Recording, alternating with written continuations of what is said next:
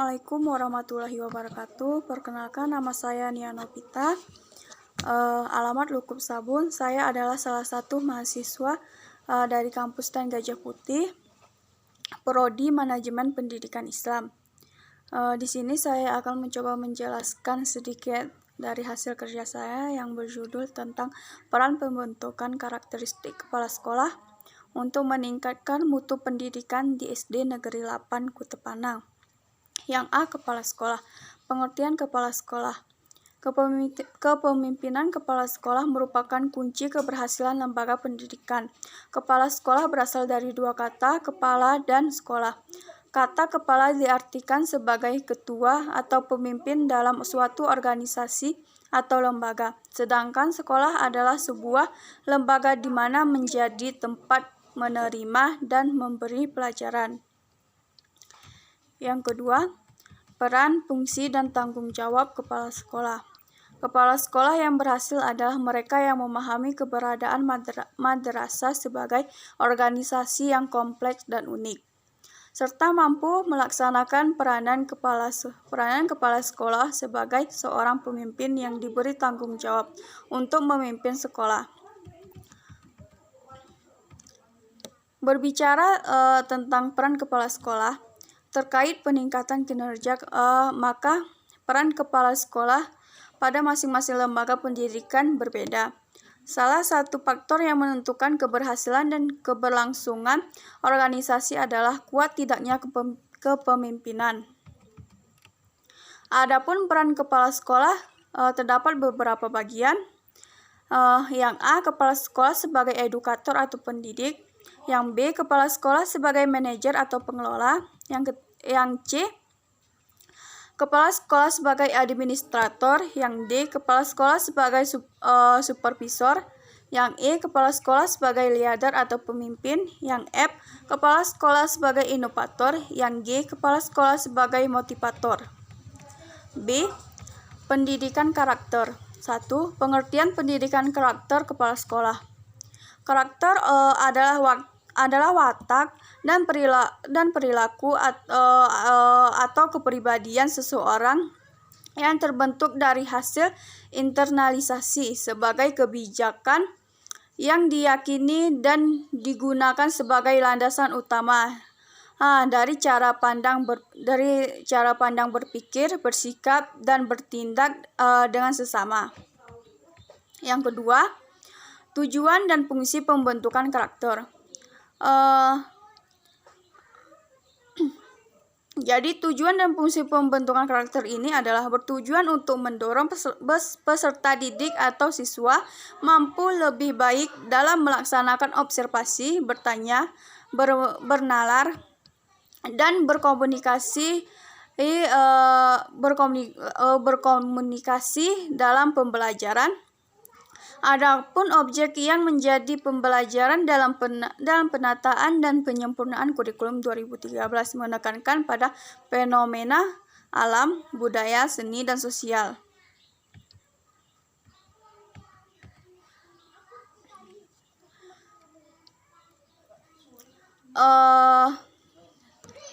Melalui pendekatan itu diharapkan pengetahuan jauh lebih baik. Mereka akan lebih kreatif, inovatif, dan lebih produktif, sehingga nantinya mereka bisa sukses dalam menghadapi berbagai persoalan dan tantangan di zamannya. Memasuki masa depan yang lebih baik. Pendidikan karakter pada intinya berfungsi untuk mengembangkan potensi dasar agar berhati baik, berpikiran baik, dan berperilaku baik. Yang ketiga, nilai-nilai karakter yang dikembangkan dalam pendidikan. Nilai adalah kepercayaan yang letaknya berpusat pada sistem kepercayaan seseorang tentang bagaimana seseorang sepatutnya dalam melakukan sesuatu atau tentang apa yang berharga dan tidak berharga untuk dicapai. Nilai adalah hal yang terkandung dalam diri atau hati nurani manusia yang lebih memberi dasar pada prinsip akhlak yang merupakan standar dari keindahan dan efisiensi atau keutuhan setiap karakter positif sesungguhnya. akan merujuk pada sifat-sifat Allah yang terdapat dalam nama-nama baik Allah. Adapun nilai-nilai karakter yang perlu dikembangkan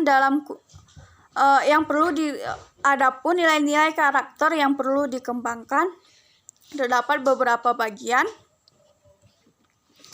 Yang A, religius, sikap dan perilaku yang patuh dalam melaksanakan ajaran agama yang dianutnya. Toleran terhadap pelaksanaan ibadah agama lain, serta hidup rukun dengan pemeluk agama lain. Yang B, jujur. Jujur adalah perilaku yang didasarkan pada upaya menjadikan dirinya sebagai orang yang selalu dapat dipercaya dalam perkataan, tindakan, dan pekerjaan. Yang C, toleransi. Toleransi ini adalah sikap dan tindakan yang menghargai perbedaan agama, suku, etnis, pendapat, sikap, dan tindakan yang menghargai perbedaan agama. Yang D, disiplin. Tindakan yang menunjukkan upaya sungguh-sungguh dalam mengatasi berbagai hambatan, belajar, tugas, dan menyelesaikan tugas dengan sebaik-baiknya. Yang E, kreatif. Kreatif adalah berpikir dan melakukan sesuatu yang menghasilkan cara atau hasil baru berdasarkan sesuatu yang telah dimiliki. Yang F, semangat kebangsaan. Cara berpikir, bertindak, dan berwawasan yang menempatkan kepentingan bangsa dan negara di atas kepentingan diri dan kelompoknya. Yang G, menghargai prestasi. Sikap dan tindakan yang mendorong dirinya untuk menghasilkan sesuatu yang berguna bagi masyarakat. Yang selanjutnya, peduli sosial. Sikap dan tindakan selalu ingin memberi bantuan kepada orang lain. Yang selanjutnya, peduli lingkungan. Sikap dan tindakan yang selalu berupaya mencegah kerusakan lingkungan alam di sekitarnya. Yang selanjutnya, tanggung jawab. Sikap dan perilaku seseorang untuk melaksanakan tugas dan kewajibannya yang seharusnya dilakukan terhadap diri sendiri, masyarakat, dan lingkungan. Yang keempat, prinsip-prinsip pendidikan karakter. Pendidikan karakter di sekolah akan terlaksana dengan lancar jika guru dalam pelaksanaannya memperhatikan beberapa prinsip pendidikan karakter di sekolah tersebut. Yang kelima, implementasi manajemen sekolah berkarakter.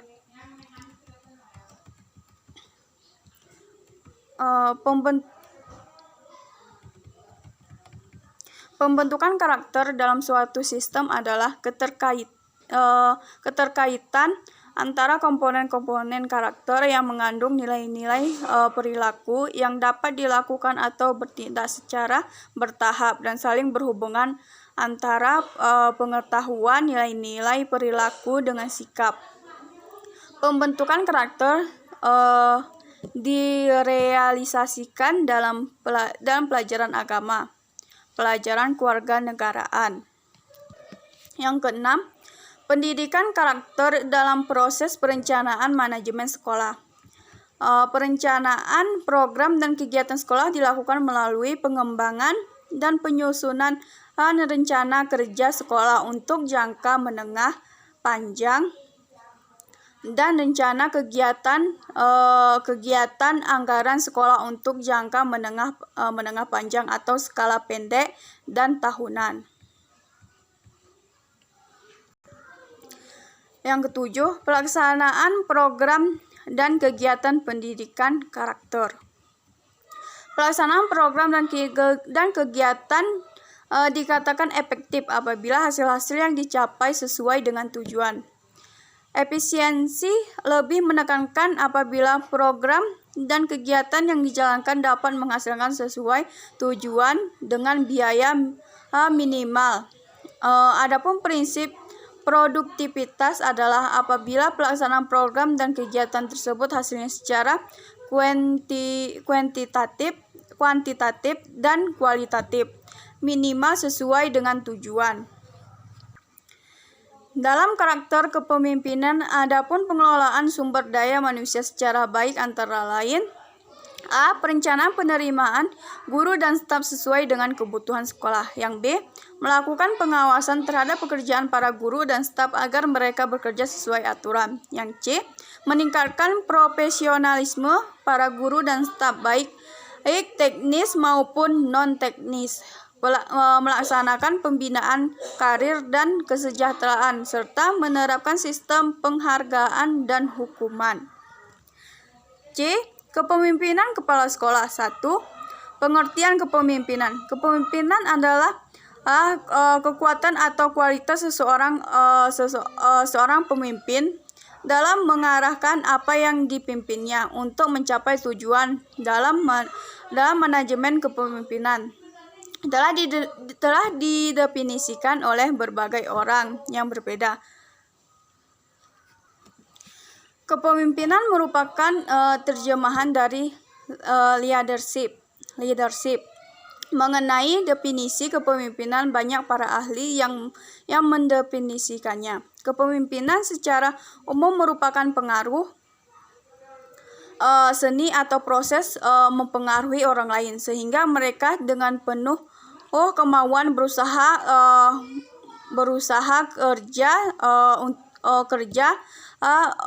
kerja tercapainya tujuan organisasi. Menurut Mulyasa, kepemimpinan suatu ilmu yang mengkaji secara komprehensif tentang bagaimana mengarahkan, mempengaruhi, dan mengawasi orang lain untuk mengerjakan tugas sesuai dengan perintah yang telah direncanakan.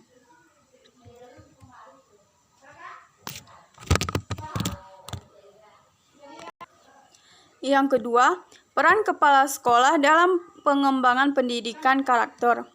Kepala sekolah memiliki peran yang sangat penting dalam menyukseskan pengembangan pendidikan karakter di sekolah, terutama dalam mengkoordinasi, menggerakkan, dan mengharmoniskan semua sumber daya pendidikan yang tersedia. Kepala sekolah adalah pemimpin tertinggi yang sangat berpengaruh dalam menentukan kemajuan sekolah. Kepala sekolah itu ada kaitannya dengan perencanaan dan evaluasi pendidikan, karakter, pengembangan kurikulum, pembelajaran, pengelolaan, ketenagaan, sarana dan sumber belajar, keuangan, pelayanan peserta didik, hubungan sekolah dengan masyarakat, dan penciptaan iklim sekolah. Yang A. Perencanaan dan evaluasi. Yang kedua,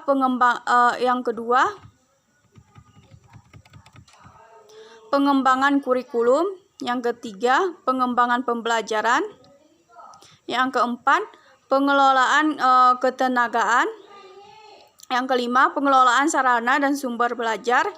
Yang keenam, pengelolaan keuangan. Yang ketujuh, hubungan sekolah dengan masyarakat.